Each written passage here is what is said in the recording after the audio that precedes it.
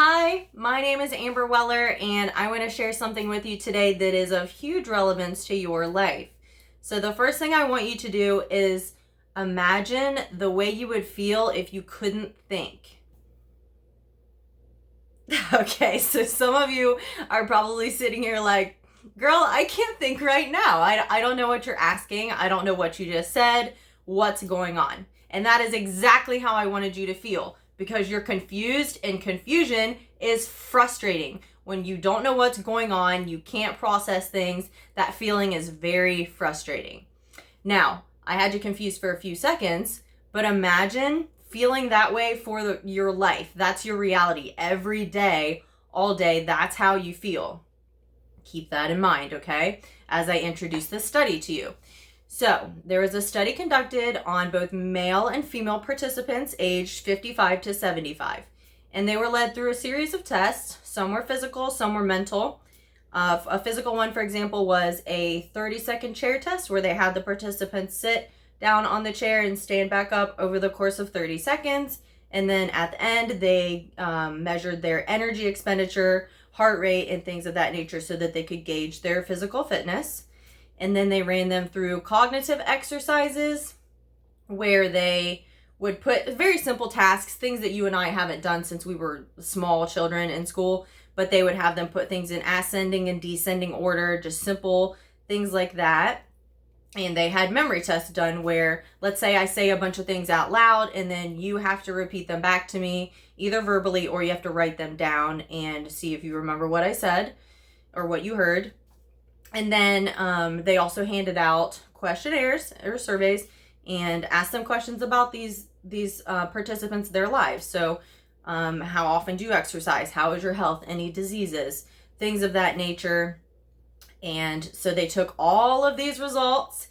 And what's most interesting about them is the people that scored highest in the physical fitness quartile, they also scored highest in all the other areas, meaning they scored the best when it came to memory, cognitive function, and the best quality of life, because these people, they found that they had a lower body mass index, so they were in better physical condition. They also didn't have anything like type 2 diabetes or cardiovascular disease or any of that. They had a higher education, longer time spent in school, longer sleeping times, better memory, and better cognitive function. So that would lead us to believe that there is a strong correlation between physical fitness, cognitive function, working memory over a lifespan, and quality of life. Now, the reason I bring this up is you and I, we are young enough that it is possible for us to implement a physically fit lifestyle. Now, physical fitness, the reason I say it's important today, even though you're like, why do I need to worry about that? I'm in my 20s or even younger than that. That's so far off. Like, it's not a pressing concern for me. I get it. I'm in the same boat. But the reason it is important is because physical fitness is not something that happens overnight. It doesn't happen in a week, not even in a month. It is a result of a consistent lifestyle. You have to be physically active consistently in order to become physically fit. And if you start that process today when you're young enough, you can make it a lifestyle so easily, because the longer you're set in your ways, the harder it is to change your habits and start a new routine. So if you start today when you're still young enough, you have a shot at making it a lifestyle, and you're going to be that old person that ends up physically fit. You still have your memory. You don't have cardiovascular disease, hopefully, and you are able to still be independent because your cognitive function is still good. You know what you're doing. You're not confused like we were at the beginning, and you can just continue to live your best life because you're physically fit. The other health aspects are going to stem from that. So I encourage you to start today. Even if it's just 15 minutes a day of physical activity, start there and then try to work your way up to 30 minutes and then hopefully an hour.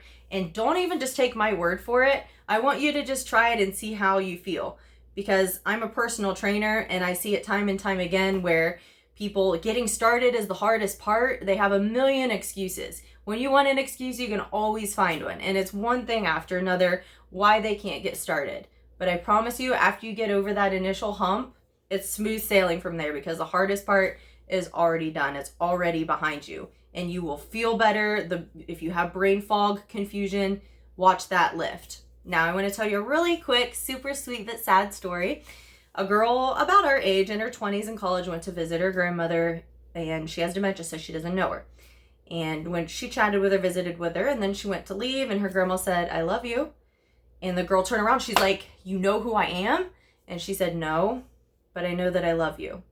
And that's adorable, but it's also really sad. And it hurts my heart, but makes me feel good at the same time. But I think I don't want to end up like that grandmother, not knowing the people that I love. And I'm sure that you wouldn't want to end up like that either. If you want a shot at avoiding that, losing your memory, losing your mind, losing your independence, it starts with physical fitness today. I encourage you. Start with 15 minutes and watch it change your life. Don't wait. Thank you.